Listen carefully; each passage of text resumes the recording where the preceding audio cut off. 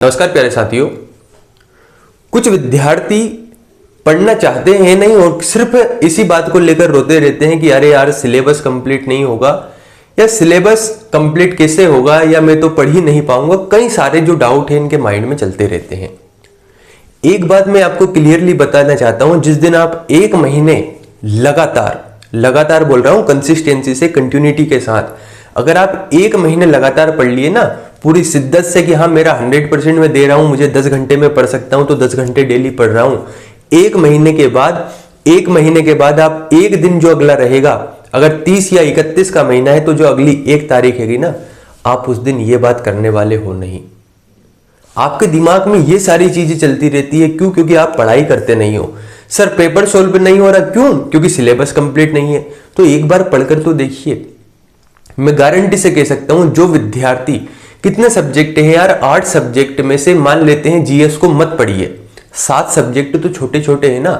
Reasoning को अगर आप केवल रीजनिंग को पढ़ते हैं तो 5 दिन में कंप्लीट कर लेंगे। हिंदी को पढ़ते हैं 5 दिन में कंप्लीट हो गए, 10 दिन में आपके 2 सब्जेक्ट हो गए।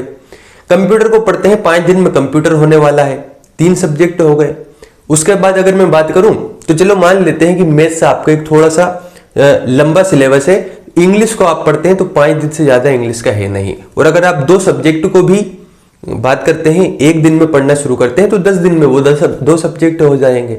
यानी आप 30 दिन में 6 सब्जेक्ट या 5 सब्जेक्ट कवर कर सकते हैं। लेकिन जब आप लगभग दिन भर पढ़ें, दिन भर का मतलब सोने और खाने के अलावा जो समय बचता है उसमें अगर आप पढ़ाई करते हैं तो आपसे हाथ जोड़कर विनती है, ये बहाने बनाना बंद कर दीजिए। याद रखना, पटवारी के एग्जाम के बाद आपको पछताने के अलावा कुछ भी नहीं मिलने वाला है। अभी समय है, मेहनत कर लीजिए। एक महीने में बहुत पढ़ा जा सकता है, कोई ज्यादा बड़ा सिलेबस है नहीं। रीजनिंग का इतना छोटा सिलेबस है, आसानी से कवर हो जाएगा। हिंदी कवर हो जाएगा। अब भी क्या होगा, कुछ विद्यार्थी इस बात को लेकर मोटिवेट नहीं होंगे, उनको दूसरों में गलती निकालनी है। आप मेरे वीडियो में गलती निकाल कर क्या साबित करना चाहेंगे? मुझे गलत ठहराएंगे, मुझे गलत ठहरा दीजिए। और क्या करेंगे? आप मेरी बुराई करना चाहेंगे, बुराई कर दीजिए। उससे मेरा क्या जाना है? मुझे तो कोई फर्क नहीं पड़ेगा ना। फर्क तो आपको पड़ना है। क्यों? क्योंकि अगर सिलेक्शन नहीं हुआ तो यहां पर गलती किसकी होगी? आपकी होगी। सिलेक्शन नहीं हुआ तो घर की जो स्थिति बिगड़ेगी, किसकी बिगड़ेगी? आपकी बिगड़ेगी।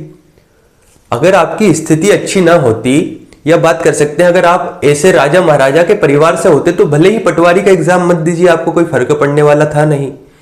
तो मेरे भाई, मेरे दोस्तों, मेरे विद्यार्थियों, जो भी आप कहें या जो भी आप माने, एक रिक्वेस्ट मानकर चलिए कि आसानी से इस सिलेबस को कंप्लीट हो सकते हैं, इस सिलेबस को कंप्लीट कर सकते हैं। वो कम से कम समय में हो सकता है, पर्याप्त समय है, 80 से 85 दिन है अभी, और इसमें आप धूम मचा सकते हैं, पटवारी में रैंक ला सकते हैं। कोई बड़ी बात नहीं है। हमें नहीं चाहिए रैंक, हमें केवल पटवारी में सिलेक्शन चाहिए। तो थोड़ा सा अपनी बुद्धि का प्रयोग कीजिए, 1-1.5 महीने में सिलेबस कंप्लीट हो जाएगा। अच्छे से पढ़िए और टेस्ट लगाइए। जीएस में आपको समस्या है, जीएस में आपको बता दूंगा मेन टॉपिक, वो पढ़ लेना, ठीक है ना।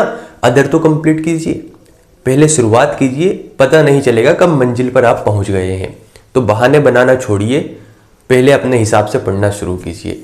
बहुत बहुत धन्यवाद।